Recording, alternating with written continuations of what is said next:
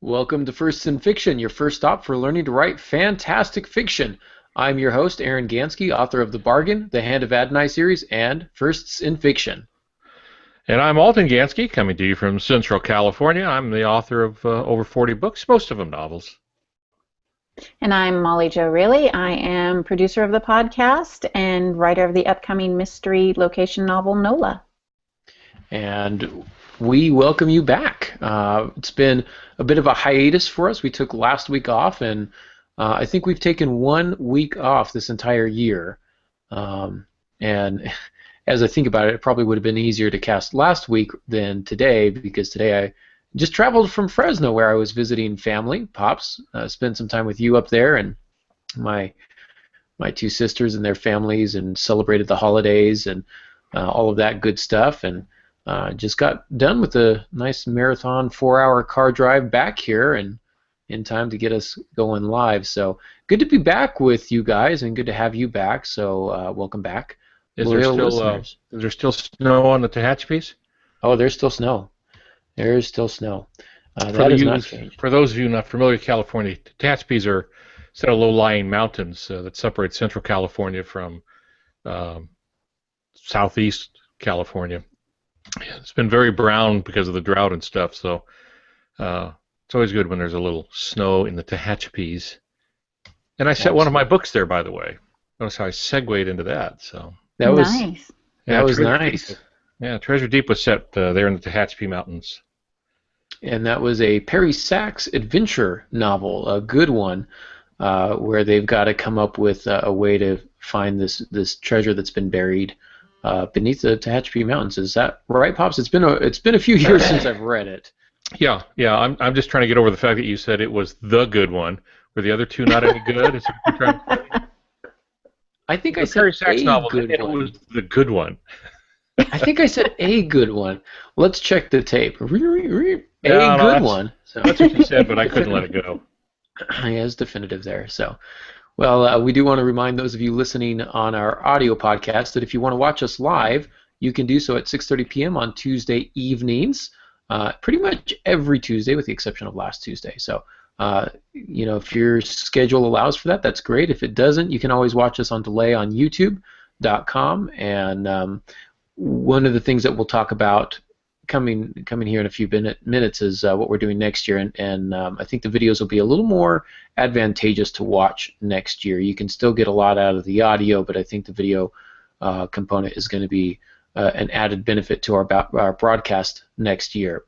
But for now, let's go ahead and jump back into the normal show format. And Pops, you've got a publishing term for the week. Yes, it's the term voice when it comes to fiction. The reason I'm bringing it up is I queried 4 or 5 agents that are on faculty at the Blue Ridge Writers Conference, and I asked them just 3 or 4 questions. But what they look for, and the idea was, what makes you sit up and say wow when you look at a proposal? Instead of talking about the things that you don't want to do, wanted to find out what gets them to stop. And the one thing that they all had in common was this idea of voice. And voice, I don't know, maybe you can do a better job explaining it than I can, Aaron, but voice is a very difficult concept to explain, but boy, you know it when it's there. And voice is the narrator, if you're doing third person. It's the writer's tone in conveying the story that is unique to the writer. So like when you read Hemingway, you know you're reading Hemingway. There's just really no doubt that you're reading Hemingway. He doesn't sound anything like Fitzgerald, or you're reading Michael Crichton. He doesn't sound anything like Dean Koontz, and there's just a voice to it. Very hard to nail down with a definition. But every great writer has a unique voice, and I'm not sure it's any chemistry set thing you can pull together and mix it all up and say this will be my voice. I think it's a natural outcome of the creative act, and so that's one thing they look for. If the voice gets them, and what they say by that is they get caught up in the story because the sample pages, the synopsis, all of it is drawing them into the story. Rather than seeing everything that's wrong with it, they don't see that anymore. They want to see the story, and that usually means there's great voice. You got a better definition, Aaron? I don't. As a matter of fact, I covered this topic in my book Firsts in Fiction, and the chapter title was "Nailing Jello to the Wall." Yes. Um, it's, that's what it's like. And trying to define voice, you said it properly. When an editor sees it, they know it. I would say that the vast majority, upwards of 90% of the selections that I took for the Citron Review while I was still editing there had to do with voice, and I knew from the first line um, the voice of the teller. And I remember very clearly the first story I wrote where I discovered my voice, and that was while I was at Antioch, and I had one of the mentors there was my workshop leader, and she said, "You found your voice," and that was she was considered the voice guru as among the students. Everybody said, if you haven't found your voice, you need to work with her. She'll get you to find your voice, and it was kind of this enigmatic expression. Um, and I guess the best way to describe it is think of those people you know that you hold dear that have a particular way of looking at the world and presenting situations and scenarios for you that it's interesting and unique, and you enjoy listening to them speak, not for the sound of their physical voice, but the way they string words together, the pictures that they paint, or rather the lack of pictures that they paint in some cases, the minimalist style with Hemingway versus the flowery style of a Fitzgerald. You can tell, and you can tell the people who have been influenced by it. When you look at Cormac McCarthy, it's 50% Hemingway and 50% Fitzgerald, and it moves in between the two with a particular, perhaps a lot of added gore in some cases. But he's the only guy I know that can write about such horribly violent acts and make them astonishingly beautiful. And you appreciate that when you read it. So, Pops, I don't know if that's any better. Hopefully, it didn't confuse anybody anymore, but Yeah. that's how I would list it. Maybe we're not doing them any favors by choosing this one, but I know that's one thing agents look for, and if you do try to pin their ears back on it, and you say, okay, what is good voice? They hem, they haw. It's very difficult to describe. It's something you experience. It's like a meal, and if the meal is expertly prepared, you just know. You don't sit down and go, okay, now they've got just the right amount of salt and just the right amount of this. Maybe a chef can do that or something, but it just works. And if you don't have good voice, strong voice, distinctive voice, it just doesn't work. And you can tell right off the bat that there's the writing appears weak, the story appears uninteresting, and even though it might be if it were just told in a little different way. Now, I have a question would- on that. Okay. Is voice more of the story and the characters, or is it more of how the author presents it, like it would be standard voice through all of Hemingway's novels, all of Fitzgerald's novels, that sort of thing? Or is it specific to a particular story? Well, it can vary from story to story. Since I've written both in third person and first person, voice is different. When you're in first person, it's the character's voice that's going to come through the primary character, which is usually the protagonist when you're using first person, and it's that person's story. So if you have a child who's telling the story, the voice needs to be that of a child. If you have an old man telling the story, I remember Stephen King did one, I think it was his book Insomnia, and it was about a lonely old man who had insomnia. So all the narration is sort of in his voice, even though it's in third person. You just get a sense of the man. So it can change, but writers over time will develop a voice, and you just see it. If you're doing contemporary authors like Tess Gerritsen, she's got a certain style in the way she does things. Same thing with Michael Crichton. There's going to be a lot of high tech kinds of stuff. Tom Clancy. But if you're reading old noir stuff or Dashiell Hammett, something like that, then you have that hard-boiled detective voice. Got it. She had legs that went all the way to the ground, that kind of thing, that any other person wouldn't say. So, but it sometimes it comes across, and it is the difference between superior writing and just writing. And I'm amazed that there was somebody at your school, Aaron, who could help you find your voice, because I don't think it can be taught. I think it has to be discovered. Hmm. And I would agree with that, and I would also suppose or further that that's what she did. She helped you discover it.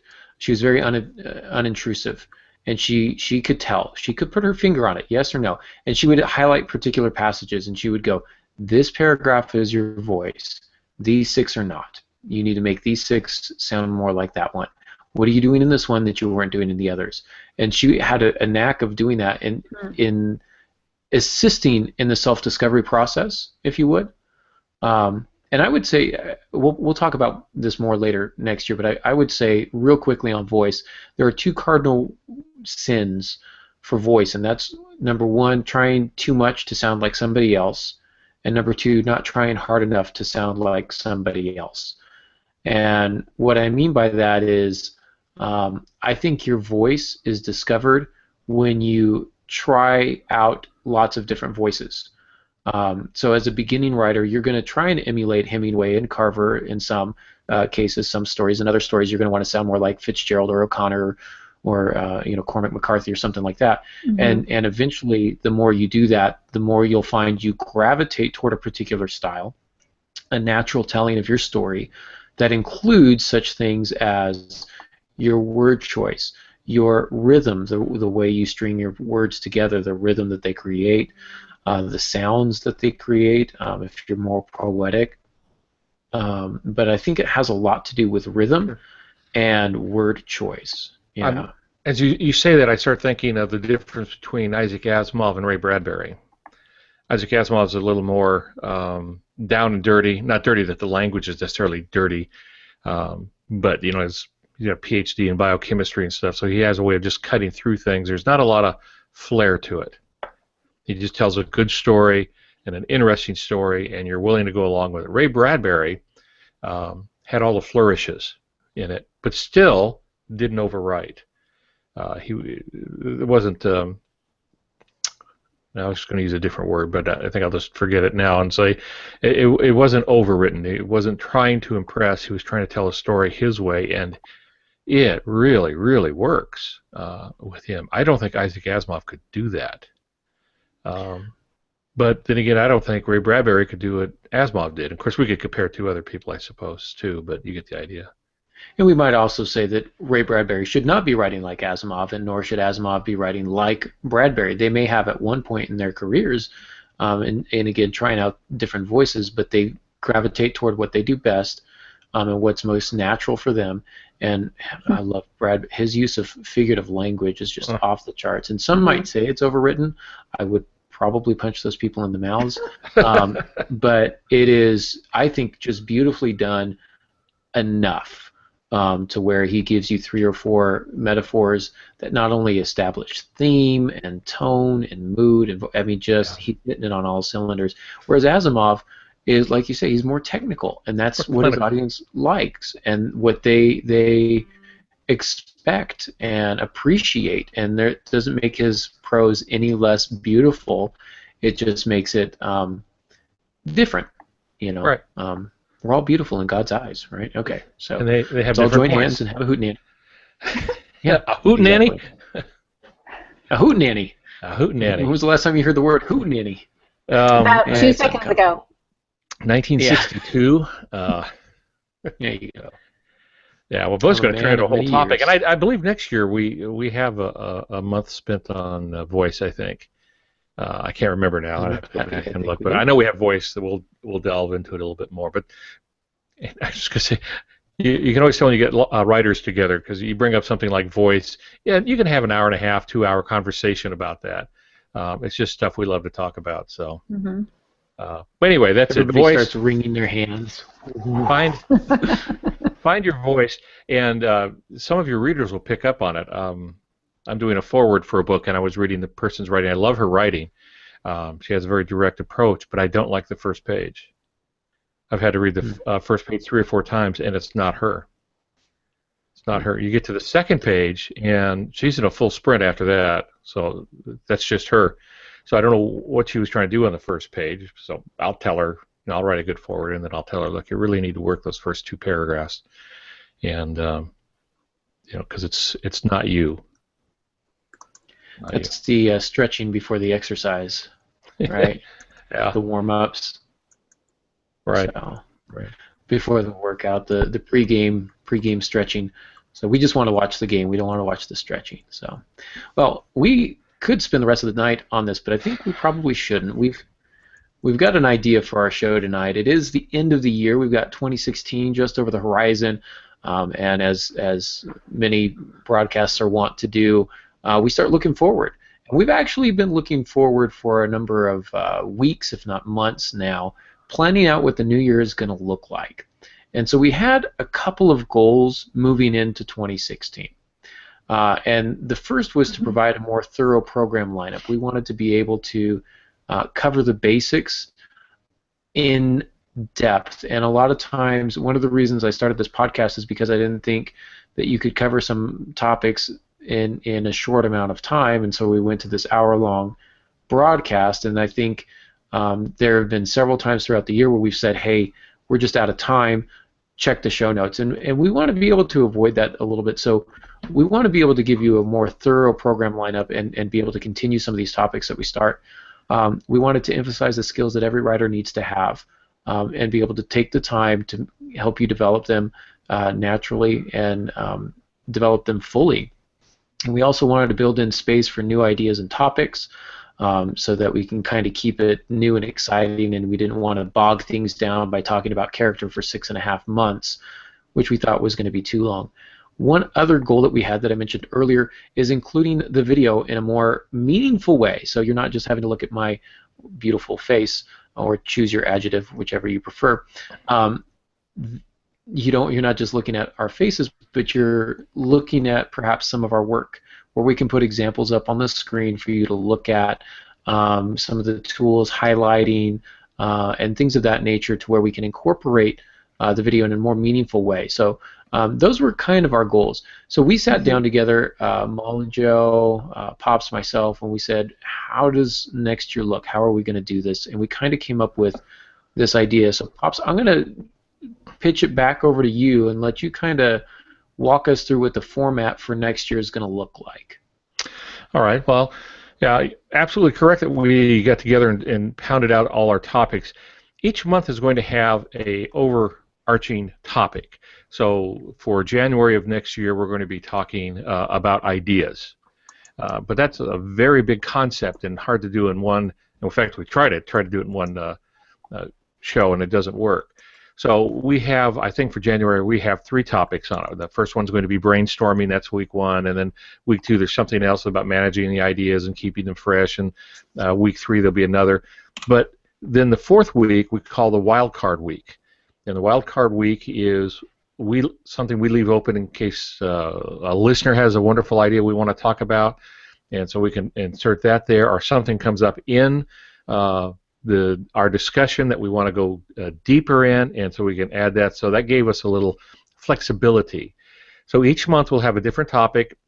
Each month we'll have at least one wild card. There's a couple because there's 5 Tuesdays in the month that have 2 wild cards, and those will be playing a little bit by ear because we don't want to be have everything cast in concrete. We want to be a little flexible. Flexible things bend, unflexible things break. So that was the idea there. Yeah, we actually have the entire year topics planned out for, I think, the entire year, accounting for things like when Heather Luby will join us on the nights that she's able to join us, and looking forward to that. She's, again, going to be with us about once a month, usually on the third Tuesday of every month, I believe is what we have currently set up. We want to include some other guest speakers, as we've done throughout this year. And so that's one reason why we have some of those wild cards. Some will join us for the particular thematic kind of unit of study, if you want to think about it that way.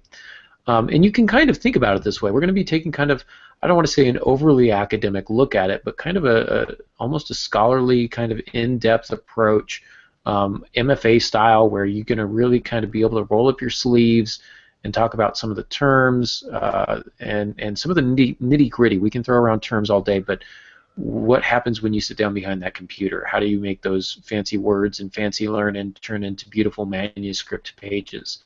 So we're going to try and allow some time for that, for the rolling up of sleeves. Some practical suggestions from experts in the craft and professionals in the industry to continue to bring you the highest quality broadcast that we can of education and entertainment, hopefully, too. We plan to laugh a little bit next year also. We laughed once or twice this year, so usually at me being dumb, making it. That's my job. I'm the comic relief. Yeah. Can I do the pretty face? See, another joke. Another joke. Okay, haha. We're laughing, haha. I would like to interject that for the viewers and the commenters, people who are on Facebook, you don't have to wait until we go live to ask the questions. If you have anything that you want us to delve into, leave us a question in the comments on the podcast or on Facebook, or send us a direct message, just something. But keep the conversation going, not just from 6:30 to 7:30 on Tuesday evening, but throughout the entire week. Help spread the word, grow the podcast. But if you have a question, if you're writing at midnight and you get stuck and you say, oh, this would be a great question for First in Fiction, send us a note and we'll try to do what we can to approach that in the podcasts. And I'm going to handle that in two ways, or rather we are going to handle that in a couple ways. If you shoot us an email or tweet at us or Facebook us or whatever the case may be, we're going to try and get back to you right away, or at least quickly, with an answer to your question, so that you're not having to wait until Tuesday night to get the answer. However, we are planning on spotlighting some of these questions. And so if you ask us a question about, let's say, outlining, and then we go, oh, well, we're not going to talk about that until February, we're not going to make you 6 weeks to get the answer. We'll give you the answer right away, and we may spotlight that on one of our casts about character or ideas in January. We might take just the first 5 minutes and say, here's a quick question from a listener, and talk about that real quick on the air. And so we might do some games for that, and if you submit, maybe you can get an Audible download or something like that out of it. We'll talk about possible prizes and stuff. But really what we want to do is make ourselves available as a resource to you, so that you can approach us with questions that need an answer and you don't want to wait a week or 2 weeks or 2 months to get the answers to those. Think of us as an immediate resource. If you do it via Twitter, we'll tweet back the answer so that everyone in the Twitter sphere can see it. Same with First in Fiction, but if you prefer a little more privacy for whatever reason, shoot us an email, or you can direct message us through Twitter or Facebook. However that works best for you, make use of those avenues for sure. So, well, the second thing that we wanted to do this week is take a look back as the year is wrapping up and look at some of our favorite topics and what is it that we enjoyed about these topics. And so this will be a good resource for you if you came in halfway through the year, 3/4 of the way through the year, you just started listening a couple weeks ago, wherever you are. If you feel like you missed the boat on some of these things, here are some of our best casts that we've done, some of our favorite podcasts that we've done that you can find at aarongansky.com or on youtube.com. You can search these up. Best thing to do is to search for them by their names, the titles, which we'll give you. So, Pops, I'm going to start with you, and I'll let you handle the first one. One of my favorites was almost a year ago, and we talked about goal setting for writers. Goal setting is a big part of writing. Yes, writing is an art and it's a craft, and so it's kind of artsy, and we like to feel free and stuff, but if you become a professional writer, is that you're writing for publication, not just yourself and your friends. You want to be published, and you may be signing contracts and stuff. You will end up with deadlines, and so you need to be able to take your work and figure out what it's going to take, set some goals. How do I get there? How many pages do I have to write a day, so that I have plenty of time to rewrite and edit and those sorts of things. But also then there's the general form of goal setting, which we talked about, and that is, where do I want to be in a year? How do I get there? What kind of writer do I want to be? You know, I'm focused on fiction right now, but maybe I should be thinking of journalism. Maybe I should be thinking about professional blogging. Maybe I should be thinking about nonfiction books, children's books, whatever it is that keeps surfacing in your mind, and evaluate where you are and where you want to be. Now, we're assuming everybody, since they're tuned into First in Fiction, wants to write novels. Okay, so what kind of novel? How are you gonna figure out what you want, and how are you going to get there? And that comes about by goal setting. You might set business goals too, which would be, I want to finish my book this year, and I want it in the hands of an agent by the first part of next year or by the middle of this year, depending on what you're writing. Here's what I have to do to be prepared to do that, and then break them down into smaller steps. And so we had a good time talking about doing a goal setting and helping people, I think, understand that you do have to operate your writing as a business. You are the chief executive officer. You're also the chief creative officer and the chief financial officer and the chief clean the bathroom officer. And whatever else there might be with that, because most writers work alone. So you have all of those things to think about. But break things down into manageable segments and give them some thought. I find benefit in writing them down so that you can review them. And I know people who write them down and review them every day to keep them focused on what it is that they're doing. And that was January 7th, goal setting for writers. Enjoyed that one quite a bit. Absolutely. I am no longer the chief bathroom cleaner of my enterprise. I was doing a terrible job, so I fired me, which is always nice. But yeah, I hope you hired a replacement. No, I haven't gotten to that part. It's not really that important, is it? So. Okay then. Half my house smells like Del Taco. All right, moving on. Sorry, that was on January 7th, goal setting for writers. We talked about the daily goals, the monthly goals, and the yearly goals. Since next year we will not be doing a goal setting episode, you may want to jump back to that one and watch that as we're coming up on a new year, so that could really help out and be very pertinent in the coming weeks. If you'd like to set resolutions tomorrow morning, there'll be a blog post on the Blue Ridge site, which you see under my name. Blue Ridge Mountain Christian Writers Conference, BRMCWC, about some resolutions. I wrote a fresh set of resolutions that are revolutionary resolutions, and so you can take a look at those and see if they're of any benefit to you, see if you want to adopt any of them and take them home. That'll be tomorrow when it appears. Excellent. Yeah. I just added that to the show notes so that I wouldn't forget. So, February 25th, we did avoiding info dumps, and this is one of the chief failures, if I could use that harsh term, of early manuscripts. It's when an info dump, if you're unfamiliar with the term, just simply means you have a lot of information that you want to dump onto the reader. You see this a lot in fantasy and science fiction, where you have to explain an entire world to somebody, and you try and do it all in a page and a half. The last 2,000-year history. And so we talked about a lot of things about deciphering which information needs to be conveyed to the reader and what doesn't, so that you can avoid a lot of these information dumps. We talked about strategies for stretching them out, just piecing the information throughout the novel and pacing that, adding to the pacing in that way. And we talked about, what else did we talk? Did we talk about anything else? No, that was pretty much it. We talked about the danger of it, and it's usually has at its root, the problem at the root of all of this is insecurity of the writer, a fear that the reader won't understand, won't figure it out, or that they will imagine things differently than what the writer intended. You don't want to do that. You want to let the reader contribute some. So you give what's pertinent, what's necessary, but don't overdo. Yeah, absolutely. Well said. That the danger of it and the cause, right? The cause is from that fear of thinking that the reader is not going to get it. And that's one of the themes that we've talked about throughout the entire year. Trust the reader. The reader's a lot smarter than you give them credit for, a lot smarter than you think they are. They're going to pick up on things that you didn't imagine they would pick up on.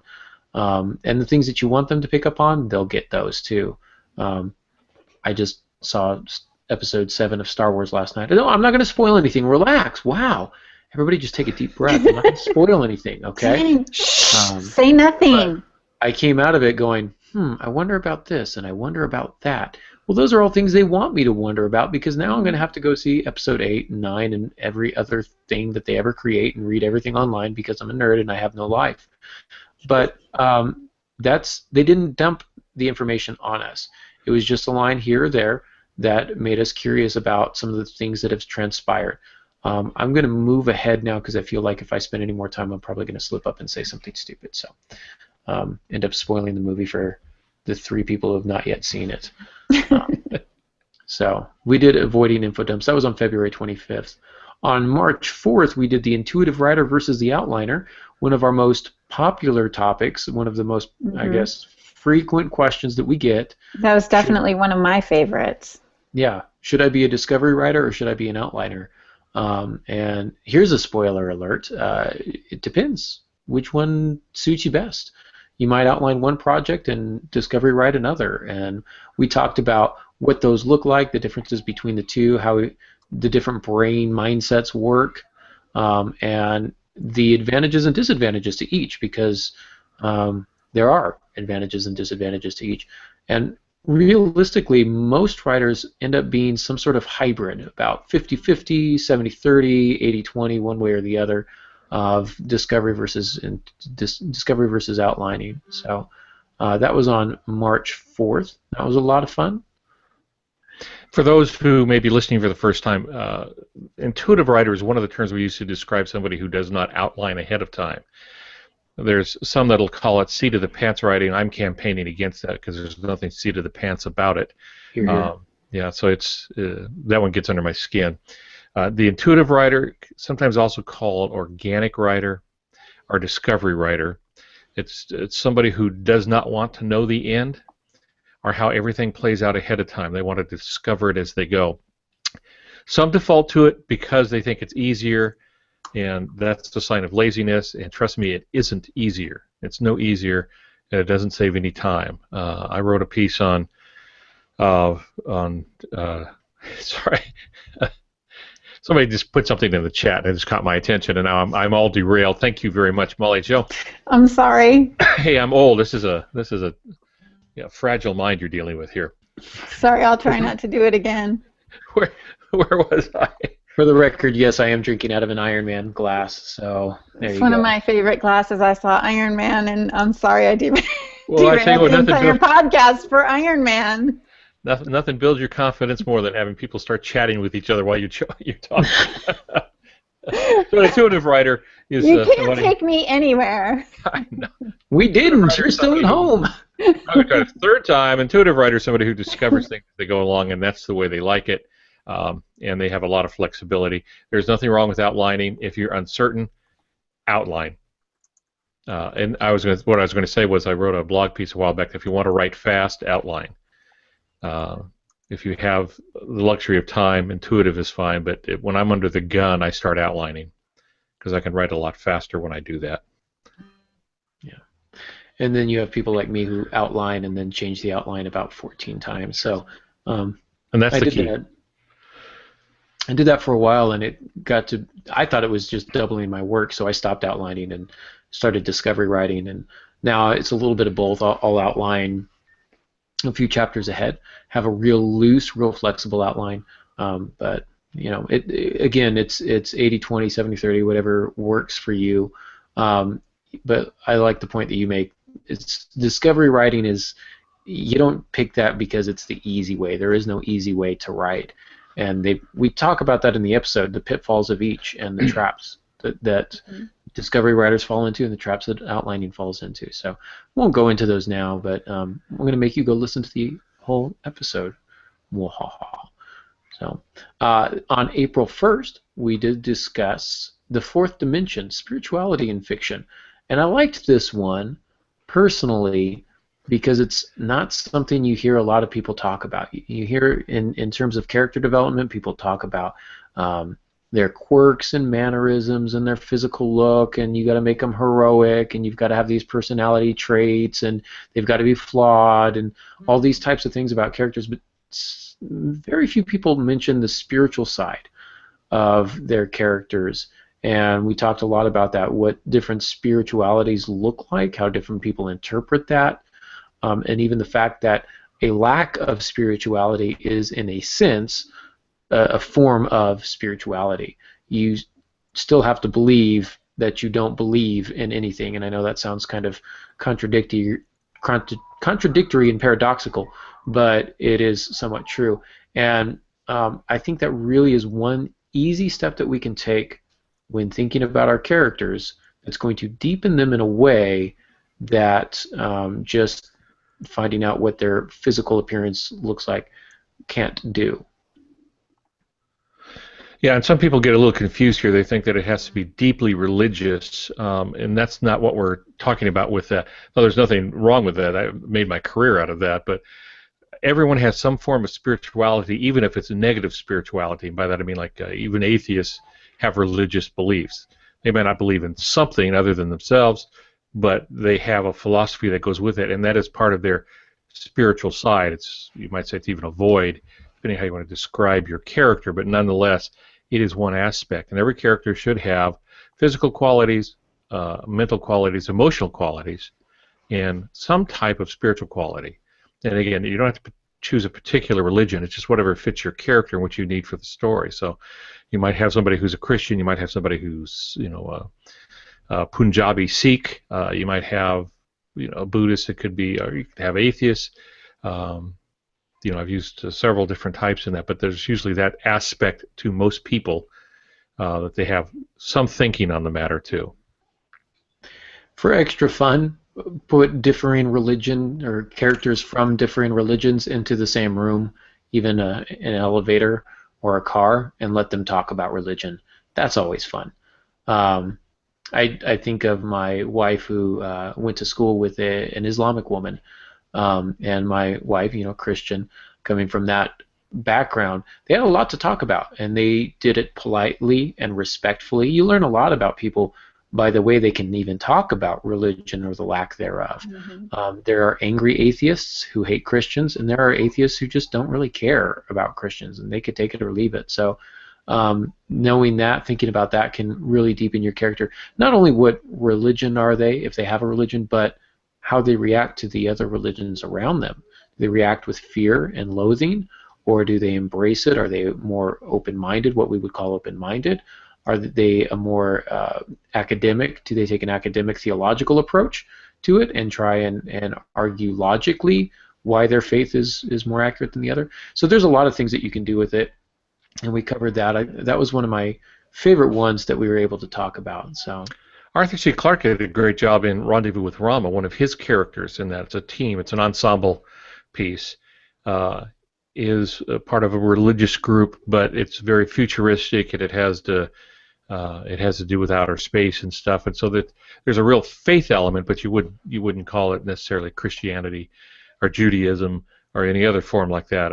It had, in Arthur C. Clarke's mind, developed over time into something a little bit different, but he recognized that there are always some people that have some element of that in their life. Well, I think everybody has to some degree, in some fashion, but that character proved to be pivotal in the story. So, yeah, good stuff. Absolutely. Now, Pops, in the last part of July, early August, we did a series called From the Writer for the Writer, kind of subtitled Learning from the Masters, and you've got those listed here. So what was it about those that you liked? Yeah, I listed them because it really played to your suit. It was in your wheelhouse, I thought, with your fancy schmancy Masters in Fine Arts. I'm just a self-taught writer, but I learned a lot from it, and that's why I put them in there, because it was great to be exposed to some of these writers that I haven't read, and now I have an interest in.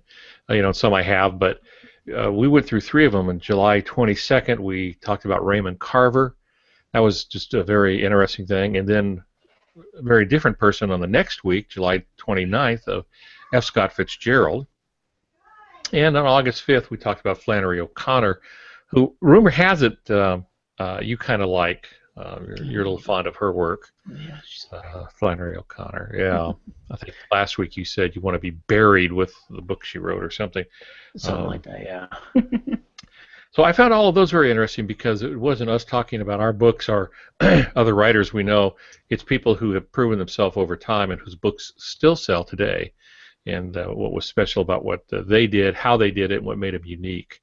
So I liked all 3 of those. Those were good for me, and hopefully it was good for the listeners too. Yeah, thanks. I know I don't think I said I wanted to be buried with her book. That's a little bit creepy, stalkerish.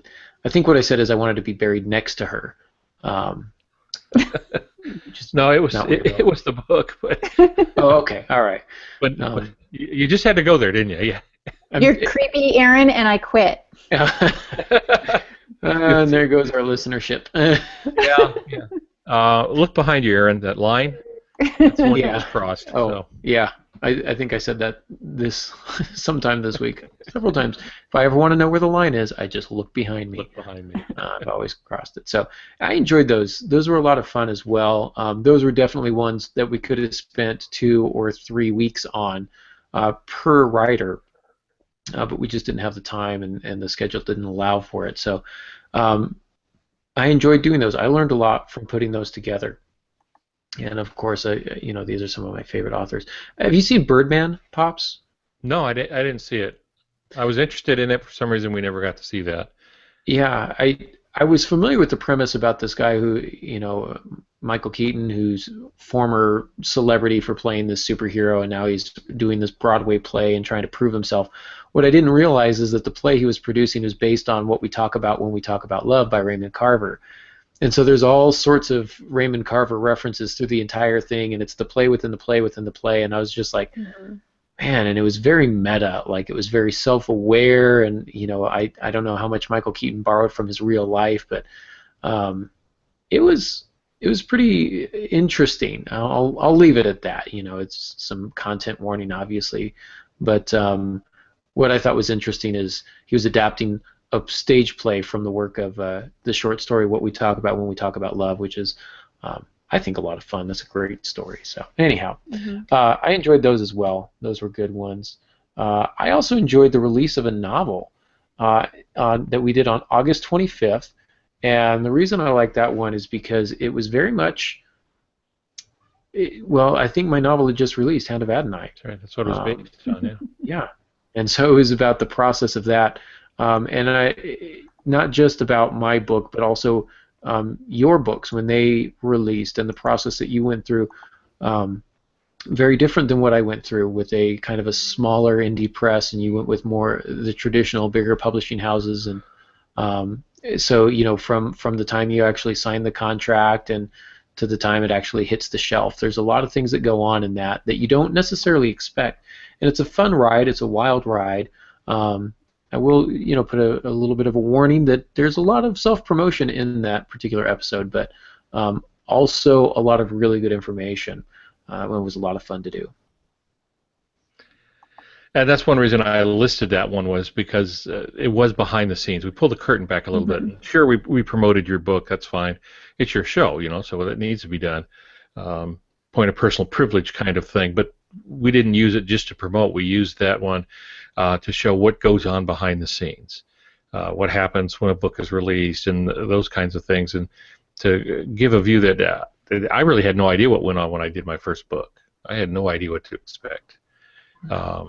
And so over the years I've learned, and after many books, what goes on. But we wanted our viewers, our listeners, to be able to experience that a little bit and do it through something you had just gone through. So it was just perfect timing for us. So that when they are doing their first novel and have to go through the rounds of editing, like 6 or 7 rounds, they don't just think it's them. Like, no, this is normal. This is normal for everybody. So hopefully a little bit of encouragement there as well. September 8th, we're going to go a little bit quicker because we are kind of coming up on time here, but September 8th we did Humor and Fiction and enjoyed that one. Pops, I think you're still muted. I don't know if you realize that or not. So enjoyed the Humor and Fiction. I thought it was very funny, even though it was kind of an academic look at humor and how it works and how to make it work on the page, which is something very different than making it work on the stage. I listed that one just because I enjoyed doing it. It was a lot of fun, and we got to talk about some funny things. So that's what I listed. Yeah, that's fun. And humor is very difficult. It's frightening. I remember being in college, and we had to deliver different speeches, and it came to the time we were supposed to deliver a humorous speech, and I just didn't want to do that. That frightened me more than anything. There's nothing worse. What is it Robin Williams calls it when comedian tells a joke and there's just silence. He calls it comic hell. Hmm. And I remember watching him one time and said, "So this is comedy hell," and that's what he was talking about. So, yeah, I did a Valentine's banquet where I gave a talk, and I started off with some humor and totally misjudged the audience, and I think 2 people were laughing, and I was like, "This is Ouch. awful. This is it's so bad." I judge talent shows occasionally at the high schools where I work, and one of the guys that won was a stand-up comedian, and it's because I think it's harder to stand up and tell a joke than it is to stand up and sing. A lot of times, you hit a bad note in a song, you keep singing. You hit a bad joke in a set, and it's tough to recover. So, humor, high risk, high reward, though. So, Pops, you've listed here September 22nd, beta readers. yeah, I listed that one because I got a ton out of that. I've never used beta readers. And I think I said that when we were doing the program. I've just never done that. I'm very much a loner, and so I tend to do everything by myself, and then let the editors tell me what I should have done in the first place. But listening to you talk about the use of beta readers made me think. And so on this nonfiction that I'm working on, I thought, I might just do that. I might try to get 5 beta readers to go through and read this because it's kind of an unusual book. Unique book, and that might be the perfect test to see if what I see, how I envision the book, is coming across to a reader.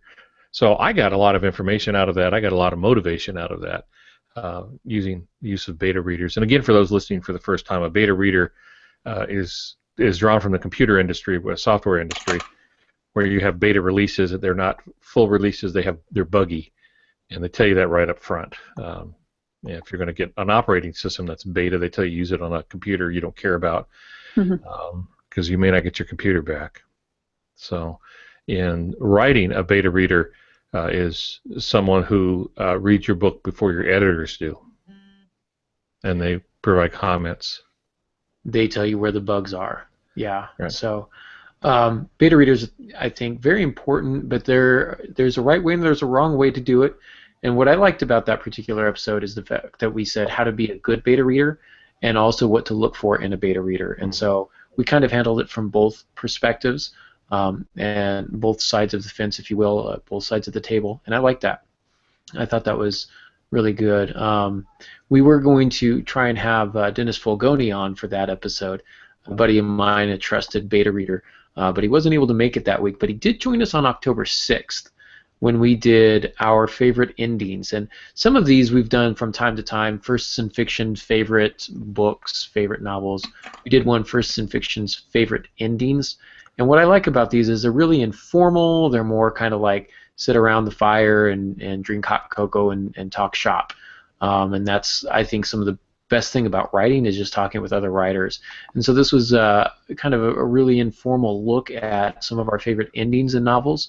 Obviously, it's filled with spoiler warnings, spoiler alerts throughout the entire show, but we looked at the endings of great stories and novels and what makes them work for us. And so it was kind of a personal look at it, but also a practical guide of tips that you can take when you're looking at how to end your own novel. And so I really enjoyed that one.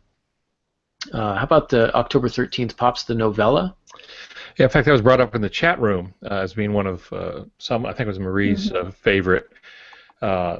Since I'm part of a team that's doing novellas, each one with a little different story but the same team of characters, same ensemble of characters.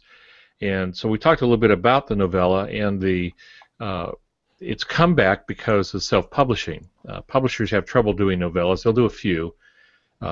Usually around holiday time, but it's hard for them to get the numbers to work so that they make any money off of it. So it usually has to be some kind of gift book story. There's still some that do that, but self-publishing has allowed a lot of people to write a novella and publish it themselves, and people get to enjoy that. And that's what our little team is doing with that. And it's a stately old art. Ernest Hemingway's The Old Man and the Sea is a novella. So there's several. We just came out of the Christmas season. Merry Christmas to everyone. Happy New Year. And Dickens' Christmas Story is a novella. He used to read it in a single sitting to audiences. So there's a lot of power. It's a great story, the novella. A novella is a long short story. I think you meant A Christmas Carol, because A That's what I Christmas meant. Yes, Story yes. is an entirely different kind of story. That's a movie, isn't it? That's, yeah. Yeah, you shoot your eye out Sure, with that. Dickens did not write that one. I thought I saw him in the credits, but maybe you're right. Thank you for correcting me publicly on the internet. That's what I'm here for. It really was the tale of two films. Moving on. Sorry, didn't see that Oliver Twist coming. Oh. All right. Moving on again. Okay. Well, we went from October 13th, the novella, to on November 3rd, talking about co-writing. And Pops, you kind of led the charge on this one. It was really interesting. I've done some co-writing and had an experience with how that works. But you were doing these novellas that we were talking about on October 13th, the Harbinger series, with a bunch of other writers. And so we had Bill Myers on and Angie Hunt on. And we talked about what it was like to write a series of novellas together as a team. I talked a little bit about my experience co-writing a couple of books that I've done. And those, I think, are always well received. They're a lot of fun. And because co-writing is not always what you think it's going to be. It's not always the pleasant journey that you envision at the get-go.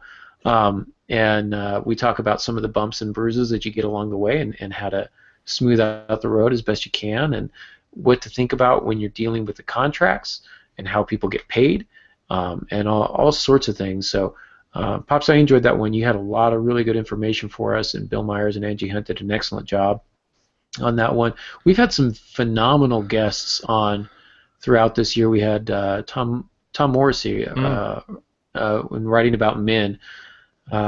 Great podcast that was in around Father's Day, so what is that, June? Around June sometime.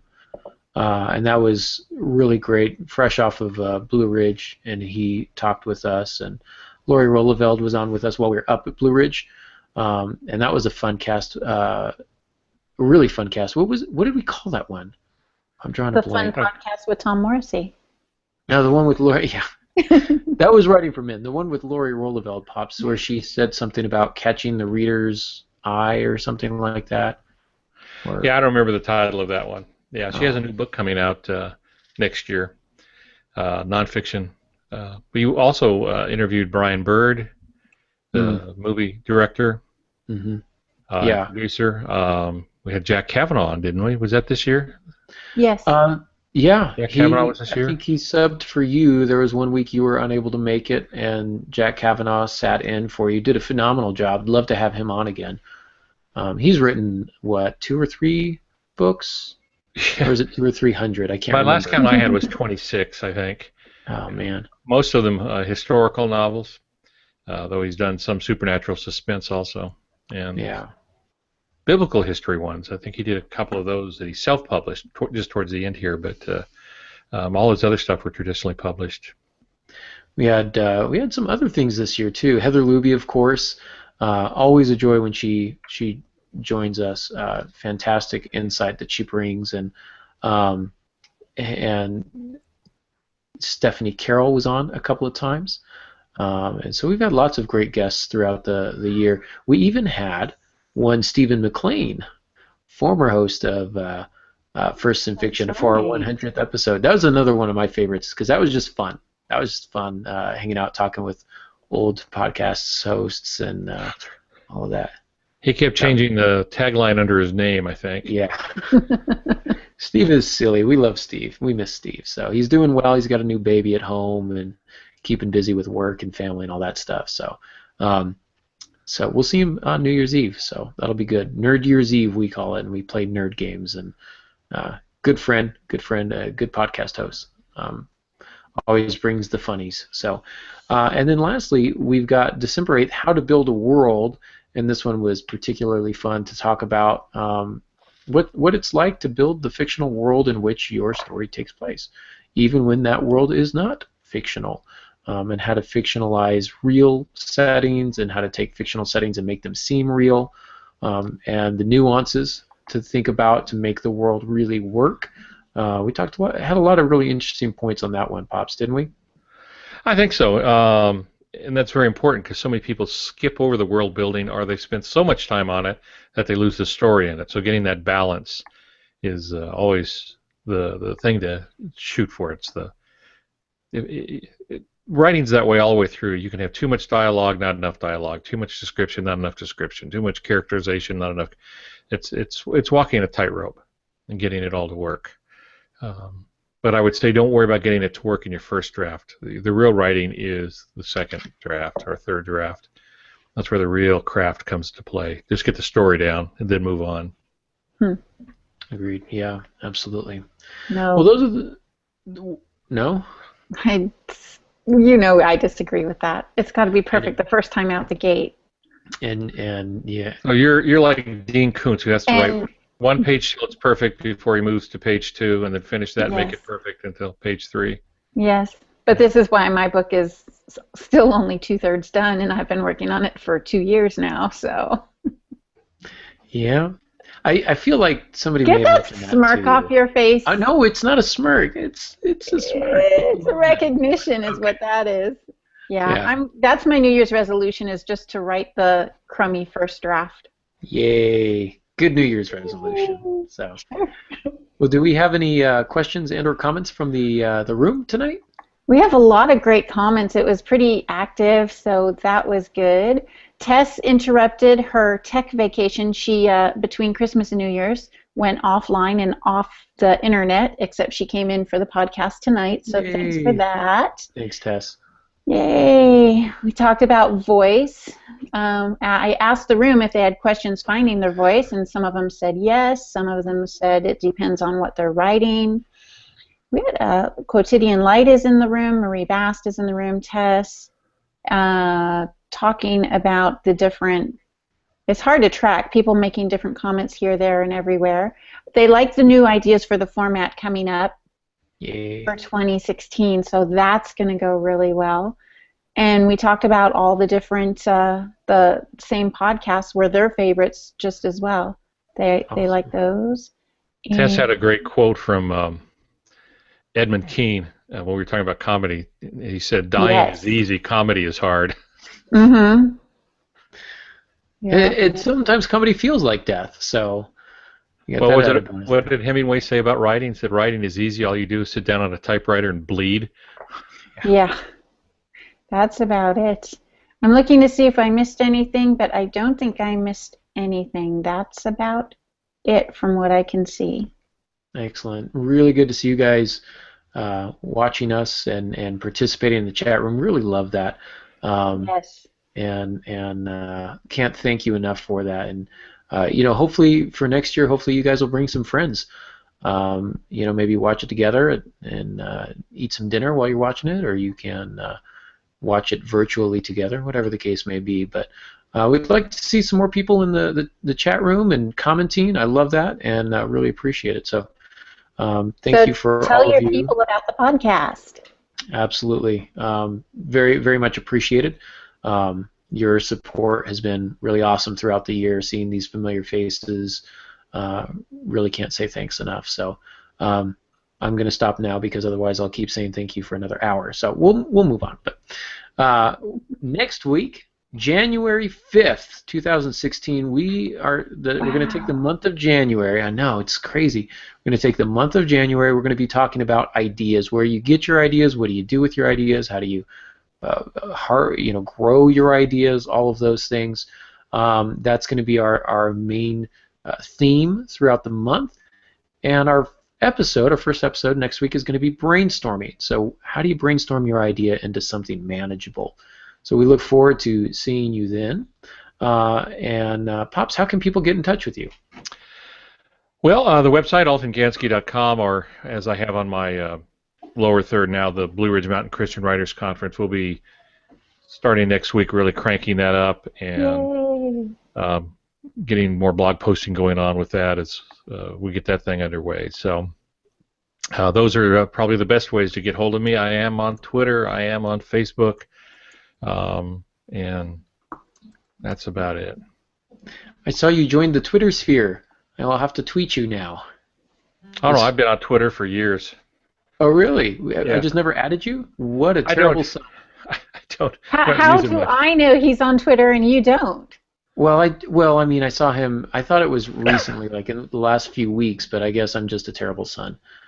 I usually say this about messaging, but you can also say it about Twitter. Hopefully, they won't sue me for this, but messaging in Twitter is the 21st century way of uh, ignoring the people you're with so you can be with people you can't be with. Yeah. Well Oh, said. Well said. Yeah. How about you, Molly? How can people get in touch with you? My blog is franklymydearmojo.com. All of my links are there for Facebook, Twitter, and you can just Google my name, and I'm everywhere. Oh, I do have one last thing. Yeah. What's that? Tomorrow, my book, my nonfiction book with Baker Book, 60 People Who Shaped the Church, learning from rogues and rascals, and I forget what the rest of the title is, but it's not all the good people, some of it's the bad people. But anyway, it's going to be on sale. They've reduced the price, the ebook price, to $1.99, I think, which is like Yay. $8 cheaper than what it normally is. I think it's only tomorrow, so you can go out and get the ebook, and you can get it at Amazon, you can get it at Barnes & Noble, and you can get it at CBD, which is Christian Book Distributors or something like that. Those are the three I know they're putting them on.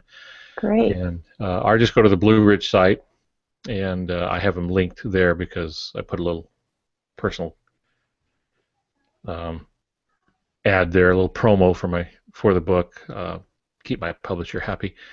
Nice. But anyway, they've reduced the price on that, and then I'll give you a heads up. There's two books I did when we talked about co-writing with Mark Hitchcock. They're going to reduce the price of those to 99 cents on January 1st. It's a different publisher, and that'll be for about a week.